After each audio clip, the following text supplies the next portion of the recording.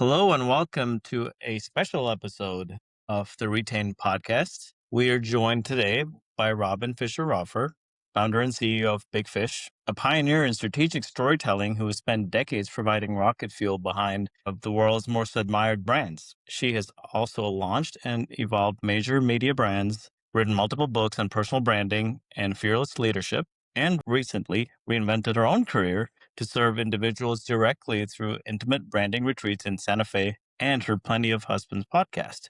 Robin, welcome to the show. Thank you. Thank you so much for having me. It's fun to be here. Hey, my pleasure. Looking forward to some exciting wisdom sharing from your side on this podcast. And for those of you tuning in this conversation, we're going to connect two themes: retention and reinvention. Why you can't retain clients, opportunities, or relevance if you cling on to an old story, and how evolving your value proposition while staying grounded in your core mission is the key to long-term growth. So, Robin, first things first, right?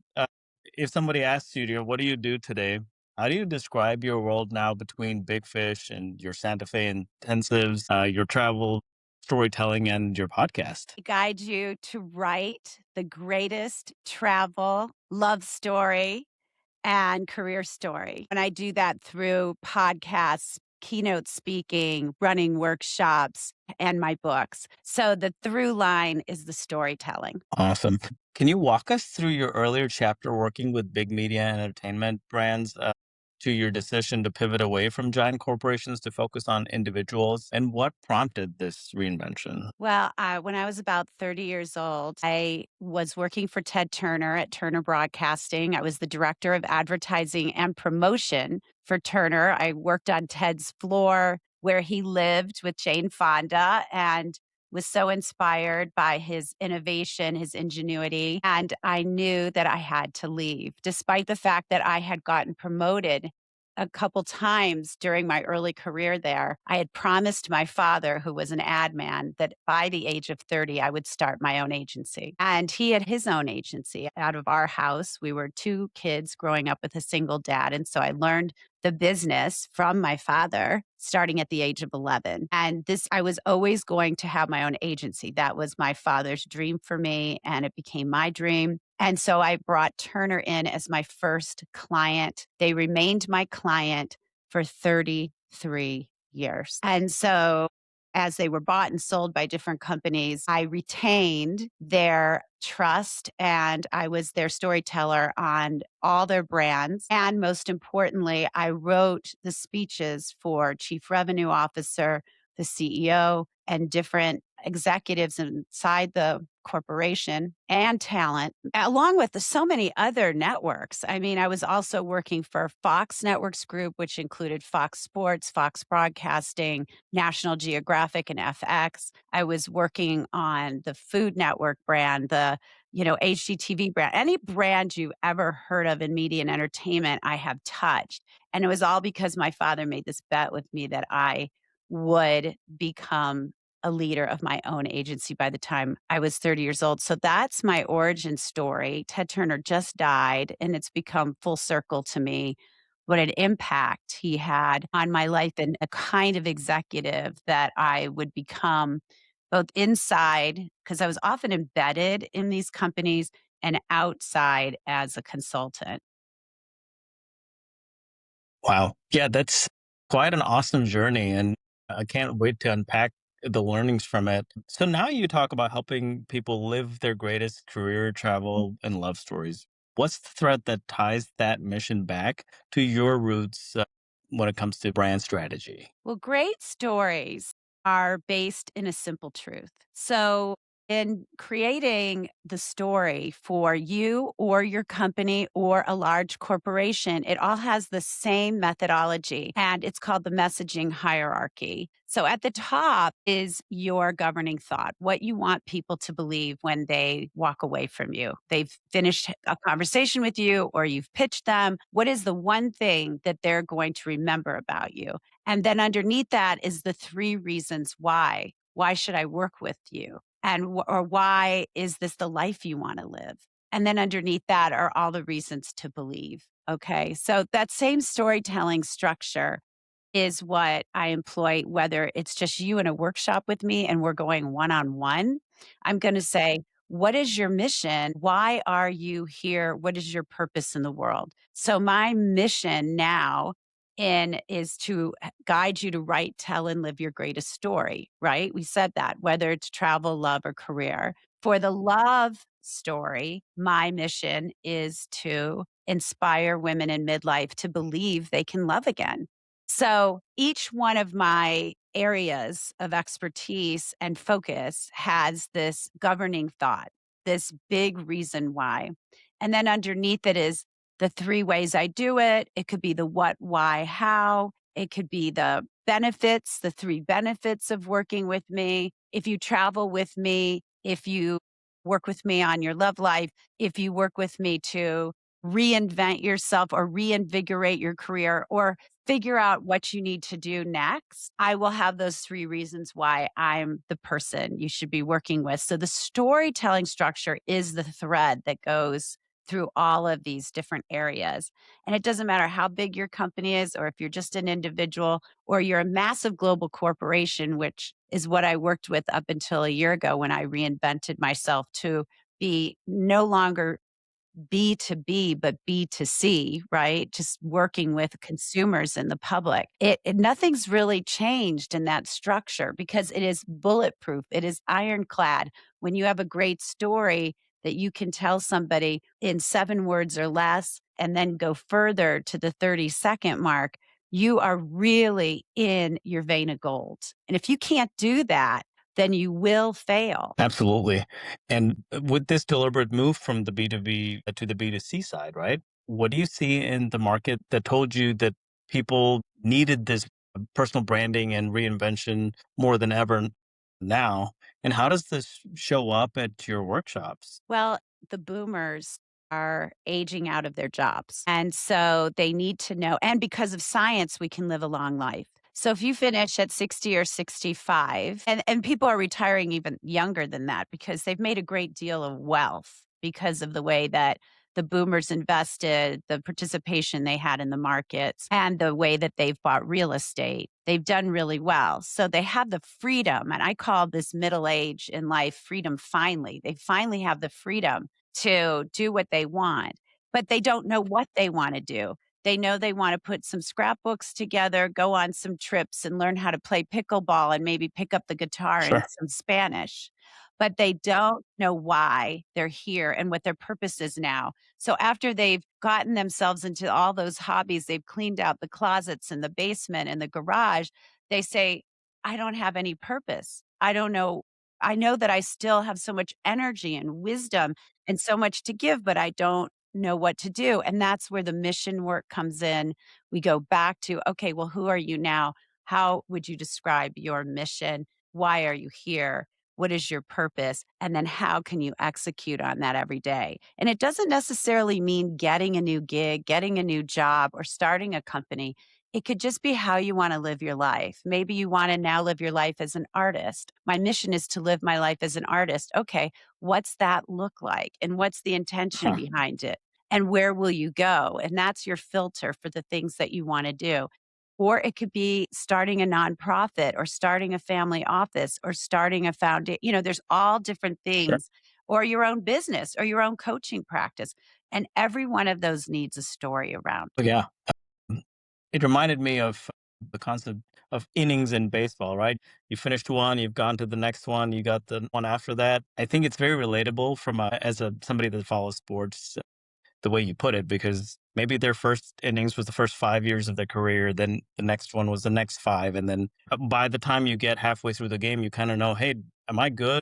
Is my run rate okay? Do I need to score more, or do I do something different and try something I'm more passionate about? So Exactly. And, this is a time where you say to yourself, oh, yeah, I've got to start a new game. I guess for your sure. analogy, I've got to figure out what Yeah. the new game is that I want to play. And you could say, well, it's travel, but how do you do that well? You could say, I've left my husband or my husband left me or he's passed. What am I going to do with my romantic life going forward? So every time I've reinvented myself, I've tapped into the market and where we're at. And this humongous, gigantic audience of baby boomers who are now graduating into wanting to do travel and fall in love with the partner they have in a whole new way, right? Because you can, within one marriage, you can have many marriages and make this one your best one as you go out together in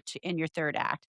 Or you want to like reinvent how you're seen in life, in your career, or in your passion. Like these are the things that boomers are thinking about. So I've tapped into that. But during the 33 years that I had Big Fish, we started out as a sweepstakes company where we helped television networks gain more viewers by running contests like Watch Shark Week all this week, and you could win the chance to swim with the sharks in Tahiti. Okay. So that was one hat we probably wore. Then we saw they wanted to brand themselves, these television networks and entertainment companies, and they wanted it to be this solid brand and make almost cable television look like a magazine stand where there was, one for cars. There was a channel for cars. There was a channel for home. There was a channel for food. So I came in and branded every single one of these, or sometimes it was for an audience like Television for Women, Lifetime. And so that was hot. And then when I saw that these networks wanted to reinvent themselves, then I would start to be the evolution queen. I'd come in and I'd help reinvent the brand. Then I shifted the company into the internet and building websites and games and apps for these entertainment companies. And then the entertainment companies became technology companies. Apple all of a sudden had entertainment. All of a sudden Amazon had entertainment. So then I began working with technology companies, and that led to the final act of Big Fish, which was AI. So if you don't reinvent your business, you will die. You have to keep tapping into the market and see what's needed. And that's what I did in every reinvention. And that's how you retain clients. The way you retain client is you keep reinventing yourself over and over and over to serve their needs, to meet the market before they even know that they're there. You're ready. And that's what creating a business that lasts over 3 decades looks like. Wow, that's awesome. Quite a bit to unpack there, but I totally resonate with how you've positioned that on a timeline, right? And that if we take that and we compared to how professionals and leaders today need to show up, whether it's online, offline, staying relevant, updating their LinkedIn profile. I know when we talked last, you said if you haven't updated your LinkedIn in a few years, you're basically dead to the world, right? So, what do you have to say about that? Like, what does that reveal about how often leaders and founders need to refresh their story? Every 6 months to a year, you need to refresh your personal story or your company's story. And actually, things are going so fast, it may be quicker than that. So, if you're going out with the same PowerPoint deck, you have the same LinkedIn profile that you did last year, how can it possibly resonate? The market has completely shifted in the last 12 months and it is going in a different direction. And if you don't know what that is, you got to go back to school and figure it out. And I was constantly educating myself, constantly taking classes, workshops, sharpening my saw. I'd go to Esalen Institute to become a better person, a more empathetic listener. I would go to workshops here in Santa Fe. I would go to classes. I was constantly improving myself, going to trade events. And then it's all about sharpening your relationship with your clients so that you're the go to no matter what they're going through. Yes, maybe your job is just to be their ad agency or marketing firm, but you can be so much more than that. You can be a thought leader if you become their friend, and you've got to continue to evolve the friendship. And all of my friends, clients that became my friends, they're still my friends, even though I'm not doing that work anymore. And it's that deepening it's taking them to events, it's entertaining them, it's being where they're at and showing up. It's not doing all your meetings on Zoom. You say, hey, well, I'd love to do that one face to face. Can I meet you in LA? Can I meet you in New York? It's getting into their lives and knowing who their children are. And this is old fashioned ad man stuff that my dad taught me. The 3 martini lunch was real back in my dad's day, but I had plenty of cocktails with my clients over the last 3 decades. So it's not just about reinventing yourself and your business over and over. It's about sharpening the saw and deepening the client relationship. If you got those three working for you, you're going to win business and keep it. Oh, yeah. Absolutely. I think transactional relationships don't survive, right? And relational relationships. I always chuckle every time I say that because it sounds so redundant. But relational relationships are the journey that's we're taking. And you're a traveler. So from one traveler to another. Yeah. I mean, this idea of the transactional relationship, guys, gals, anyone who's listening to this podcast, here's the deal: your client and prospects can tell when you are just wanting their business. It's so transparent. Everyone has a little TV on their shoulder. And that TV is broadcasting what you really think and feel. And you think that no one's tuned into that channel, but let me tell you, they are. And if you're acting like all you care about is getting their business, they can see it.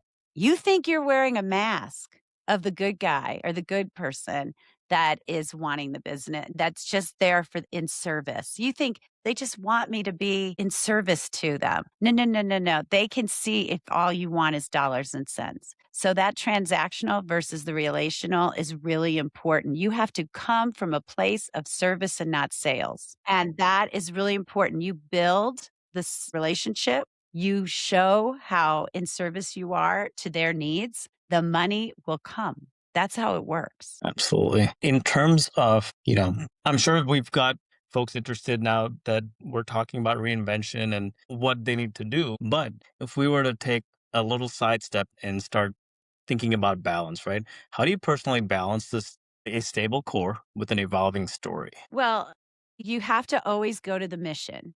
So the mission statement is the thing that needs to stay solid. And so values of the company. What do they stand for? That is like the drumbeat. That is the foundation. That is the underlying thing that you have to have nailed. So, and I always say the mission statement should be 7 words or less, and there should be 3 values and a value statement for each one of those values. Okay. So that's the solid part. The storytelling is what you're always evolving. The offerings, the deliverables can be evolving. But if my mission statement for Big Fish is to guide you to write, tell, and live your greatest story. So it's going to be about writing the story. It's going to be about helping you tell that story. And it's going to be about having the company live the story and all the employees live the story. So that is how I know that is the filter for what I do best. And that has been the way it's been for 30 years. Now, I told you all the ways we've evolved and grown and reinvented, but that idea of great storytelling has been the through line. And you have to know your through line. Why are you here? What is your purpose in the world? Personally, and with if you are representing a company or have a company, how does that sync up? How does your personal mission ladder up to their mission or the mission of the business you're in? It's got to be congruent, or you will live a double life and you will feel completely psychotic. It's a very tough thing to not be living your mission. That's what keeps us in balance. Absolutely. Talking about balance, right? If we take that in perspective and look at your journey over the past 3+ decades and retaining these relationships that you've built over time, right? What's the secret sauce to building these long-term relationships that become friendships and stay friendships even after business has concluded or has passed? What's the secret? First of all, don't have a wall up. See the masks behind me? They remind me that we should never wear a mask. It's so the holy trinity of branding, and I think the holy trinity of the friendship are consistency, clarity, and authenticity. That's the holy trinity of branding in my mind, in my work. And I have had that as my constant mantra my entire career. When I came up with that, everything changed because it meant that I had to be real, I had to be clear, and I had to be who I was consistently. Show up, do what I say what I do, and love the work. And when you teach your clients why you love their work, they begin to love the work. So you being enthusiastic first. My father used to say, slather yourself with enthusiasm. It keeps you young and it keeps the clients excited about their own business. They walk into work like, "Oh my god, I can't believe I have another day of this." They're exhausted, they're overwhelmed, they're worn out. And then Robin, me, I walk in and go, "I'm so excited. This is gonna be a great day. Wait till you see what the agency came up with. It's gonna blow your mind. Let's go." And then I'm the one who's like excited about their business more than they are, and they want that light in the room. If you come in like boring and with the fuse taken out of you and you've just like you got off a bad phone call and you walk in with that heavy energy, nobody wants to be around you and they certainly don't want you to run their business. So For you sure. have to be really careful that you remember who you are and you walk in fully alive in your highest self with your highest potential beaming with the great idea in your hand. And every lunch, you're super curious. If you go out to lunch or you go out to drinks with a client or take them to dinner, you're super curious about them. You do nothing but listen. And then when you have something to say, it's really impactful. It's a great observation and it's an idea on how to move the business forward. You're not just talking about you, you're tuned into them, their needs. You do a 180-degree turn and you stand in their shoes and you are speaking to them in their language. And it's going to be music to their ears because everyone is so about themselves now and everybody is so inauthentic. And I wrote the first book of personal branding. And sometimes I'm so ashamed the way people talk about branding and their personal brand. It's like so fake. No, it's about knowing who you are, why you're here, what your purpose is, and being in service. That is where the authenticity, the clarity, and the consistency come from. And you'll be 100% lovable, and everybody will want you in the room. It reminds me of something an old mentor had said to me, that, hey, okay, you got to go down to the grocery store, but have a little pride in your appearance that people look at you and don't feel like looking away from you. And when you said, right, be that light in the room and lather yourself in your dad's word with enthusiasm, that I think are some pretty powerful words for someone who feels like they're stuck in an old story or they just feel like, how do I make this difference? When is my client going to stop seeing me as yet another vendor, right? When are they going to start using the word partner for me instead of a vendor? So thank you for that. And partner, you just said it beautifully. There is such a big difference between partner and vendor, thought leader and salesperson. I teach and I taught people for decades how to pitch and close and how to really make an impact in a room, how to own the Zoom, how to own the room, how to like dress the part. You walk in looking fabulous. You always walk in looking fabulous, always put together. Really that makes a difference. Oh, there she is again. I wonder what she's gonna show up in. I love how she's, you know, really bringing her A Yeah. game in every way to the meeting, and guys too. I mean, especially if you're a creative, you gotta look creative. What Yeah. you're telling people in terms of who you are, that authority has to come through in what you're wearing. So in my book, Make a Name for Yourself, there are 8 steps to building your personal brand, and the last step is the close because it's like first you have to do the inner work. Then you dress that part and you make a plan of action. And it's like most people now will say, "Oh, what am I wearing on my, live Instagram feed? What are my graphics going to look like? What's the logo?" They're forgetting that you have to do the inner work first so that all is congruent and aligned with who you are. You can't just put a brand on yourself. And even for some of us that came from tech backgrounds, right? I realized what a simple gesture like, hey, you're working from home for the last 8 years, but taking that first, waking up, either go to the gym or just take a shower and get dressed. And that changes how the rest of your day is going to go, as well as how your clients perceive you, the energy you bring to whether it's a phone call, it's a meeting, it's a relationship that is so critical to the branding and the whole approach that we've been talking about. Absolutely. I mean, self-care, if you're not taking care of yourself, how's your client going to believe that you can take care of their business? I mean, you've got to be fit, dressed, fresh, energetic, even if you're doing what we're doing right now, which is being on screens to each other, your energy's got to come through. Your brightness, your freshness needs to come through. And if you're saying to yourself right now, yeah, but my clients show up in pajamas, hey, that's on them. You're the one in service, you're the one getting paid. You got to be a Correct. step above Yep. wherever they're at.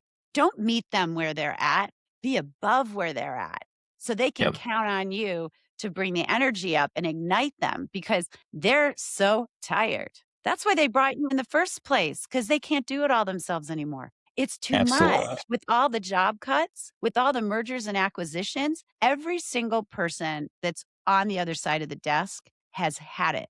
They have hit the wall and they're exhausted and they're not being treated well 9 times out of 10, and they're not being rewarded properly. So you reward them with your respect and your kindness and your curiosity, and you deliver on time. Absolutely. For those of our listeners that identify with this particular scenario where they feel like they're stuck in an old story, what are a couple of clear signs from your perspective that it's time for a true reinvention rather than just a cosmetic refresh? My goodness, you start telling somebody, like, they ask you, "Tell me about yourself." And within the first 10 seconds, maybe 5 seconds, that you're starting to tell your story, they're turning away. They're putting their eyes down, their eyes up, they're looking around, they're seeing who else is there. They've just gone to their phone. If you're not feeling that belly to belly connection where they're looking right at you and you are standing, or sitting right across and their full being is aligned with yours, if you're not feeling that energy and it's gone, your story is boring and you've got to change it. It's that you've got to tune into the audience reaction. Do a 180-degree turn, stand in their shoes, and then think about your story. Is it something they really want to hear? Is it really going to land? Is it landing at all now? So that's how you know. And I'll tell you the other secret of how you know your story is stale. You're sick of it. You're sick of saying it. It doesn't even resonate with who you are or where you're at anymore. It feels old and it feels tired because they can feel that your energy is not in it. You're just saying the words, but you're not feeling the feels. Makes sense. Wow. That's some good food for thought, I guess, from those that are wondering if, hey, is this me? Do the exercise. Have somebody ask you, what do you do? Who are you? What do you do for a living? Or what gets you out of bed? And I guess, Robin, pretty wise words for a diagnostic. Yeah. Okay. So let's say you grab a friend and say, I want to do a little exercise with you. I want you to ask me, what do you do? And I'm going to give you my pitch. And then you say to them when it's over, first of all, you watch their reaction. Where are their eyes? Are they still looking at you? Have you completely engaged them or are they all over the place? Have they picked up their phone? So you look at the audience's reaction. And then when they're done, you say, what about what I said drew you in? And then you'll get the kernel that you have to amplify, right? You want to amplify that piece. So they say, well, what really drew me in is the fact that you're taking AI and you're using it in new ways, blah, blah, blah, whatever it is. And then you say to yourself, oh, that's the first thing I need to say. I buried the lead. Often tech people, I've seen it because I've trained so many tech people. They bury the lead. They put the how first, how I am going to deliver for you first. Very boring. Nobody wants to hear how the sausage is made. Sure. Okay. Or what the plumbing's all about. They Hmm. want to know, what are you going to solve for me? So Hmm. why now? Why do I need you now? And why are you doing what you're doing? Why now? And then the quick, what is it? And then the how comes. But most engineers, technology people, they start with the how because they're so excited about all, the tech. Yeah. And they're not Yep. telling you, but why do I need it? So in marketing speak, if you and I were to put that, they're bearing the hook down in the body of the work rather than putting it front and center. And the whole outcome is essentially somewhere muddled in there and it just misses. Totally misses because there is so much research that's been done on this. Simon Sinek does his talk on the why and, how to inspire great leaders, right? So to action. And in that talk, which is a TED talk that's on YouTube, anybody can watch, and it's pretty old, but it does the basics. You always start with the why because in neuroscience, that is what lights up every human being. Why are you bringing me this product, this service, this deliverable? Why do I need it? The why is what needs to be answered first. Then what is it? Then how does it work? And the how does it work? You keep it so brief because that's the boring part Mhm. for a client. Unless that person is an engineer and a technologist, then you'll want to spend more time there, but you Sure. still should do the order why, what, how. Absolutely. No, that totally makes sense. If we were to talk about, if it's okay with you and you want to share an example, right, of the clients that wanted you in the room for the major meetings, not just the marketing piece, what did you do differently to move into their, circle of trust and become that partner, even if you started as a cold connect and they only knew you onboarded, the relationship may have started as a vendor? Every single time I've won a major account that brought me in the room beyond my scope of work, it's because I told the truth. See, nobody inside a company anymore will tell anybody the truth because the leader is somebody they just want to placate and tell the leader what the leader wants to hear. So, as an outsider, you can come in and actually tell the truth. And that is so valuable. I had a meeting with the head of the COO of Fox Networks Group. He wanted to take FX, National Geographic, Fox Sports, and Fox Broadcasting Network and put them into one sales team so that one sales team could sell all four offerings. It was all siloed before that. And I came into the room and it was just the two of us.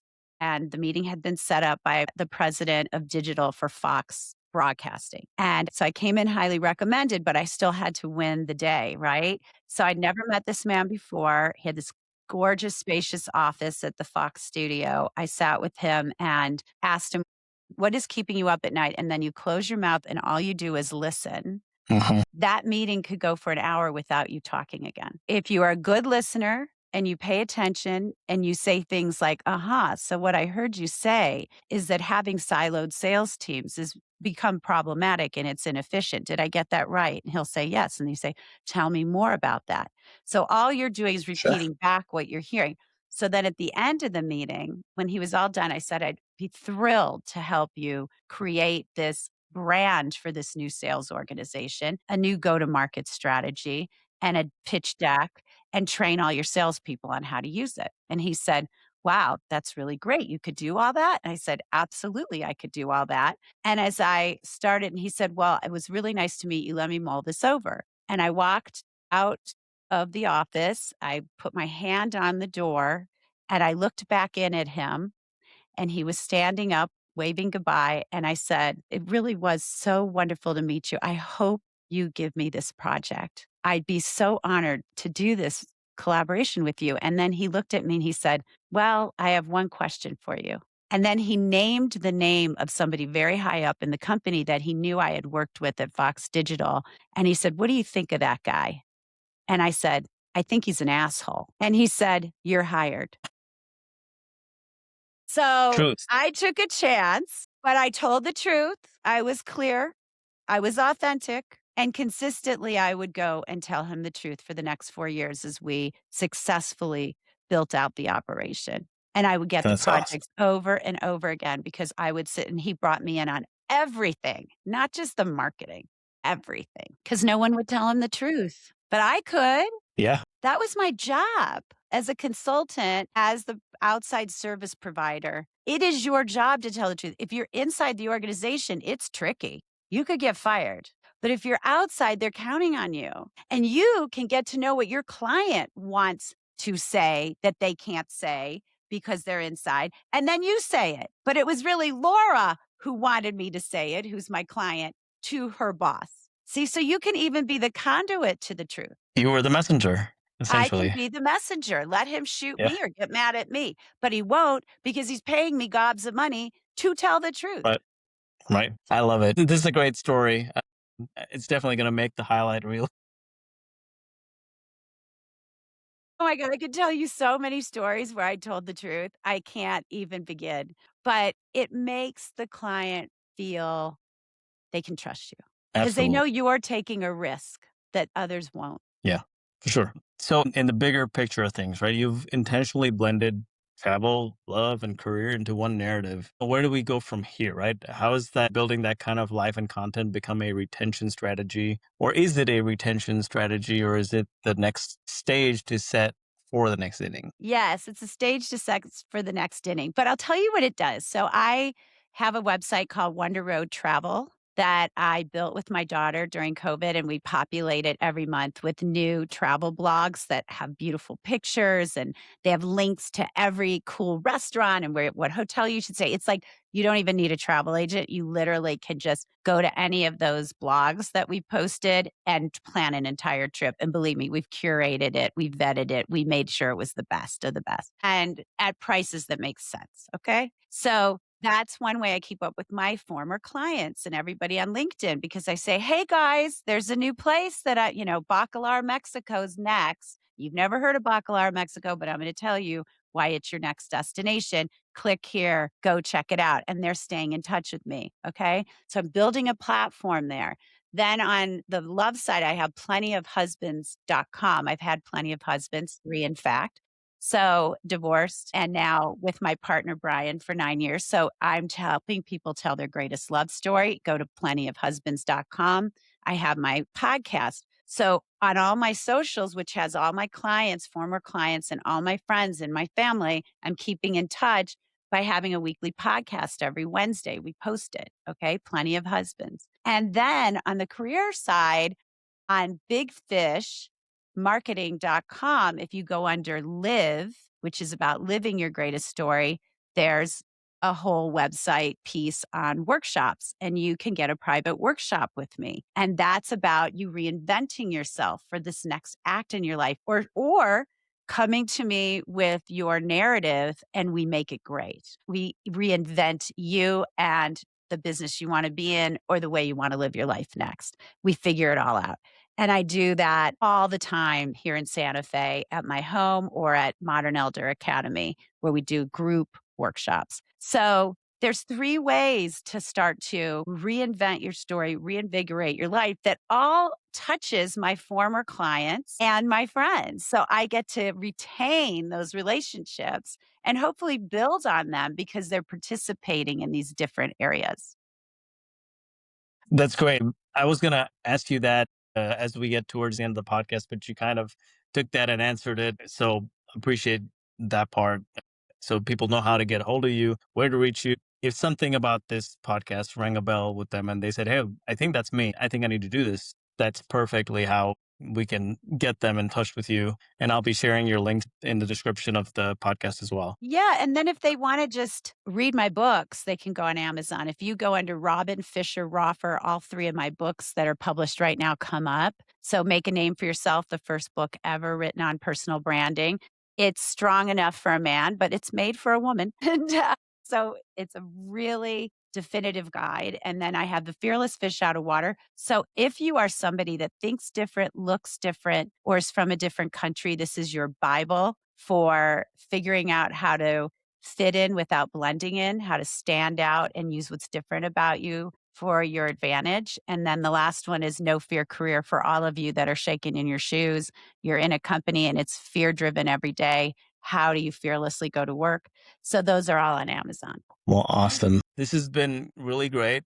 There's been a lot of great nuggets that have come out of this, both personally as well as for the audience that they can definitely relate to. So, as we wrap up the podcast, is there anything you would want to leave founders, CMOs, agency owners with as a piece of advice about reinvention as a tool for retention or keeping clients, opportunities, building relationships? What would you like to leave them with? I would love you to create an is not list for yourself and your agency. Okay. So on one side, you've probably done this in the work that you do, but do it for yourself. On one side, it says, my agency is not. And then do another one that says, I am not. Put 10 adjectives on each side of the list and stop crossing the line. So my agency is innovative. My agency is not stuck. My agency is inspirational. My agency is not a follower. You see? And you do this exercise and then you do it for yourself as the leader of the agency. Then out of that list, you'll find your top three values. There's your first exercise on how to live a much more happier, much more fulfilled career and retain clients through being authentically you. Amazing. I might totally do this weekend and just see how I can put some more perspective. But thank you so much for all your time, everything you shared, and just kind of keeping this hour, 45 minutes engaging and for the thought leadership. So I would really appreciate having you on the podcast and can't wait to have you back in a few months to see how things have turned. How's the next inning working out? What's going on? Uh, It's the inning where I'm on book tour. That's what I want next, because I got a new Lovely. book, Dallas. Plenty of Husbands. That's the act that I really wanna live into, so hopefully it will be published soon, and I'll be happy to come on your show. It's been an absolute pleasure to be with you today. Thank you so much. And don't forget to have Dallas on your tour. You know it. Yeah, you're my neighbor. I'm in New Mexico. I'm coming. All right. Thank you so much for being here. Thank you. Thank you.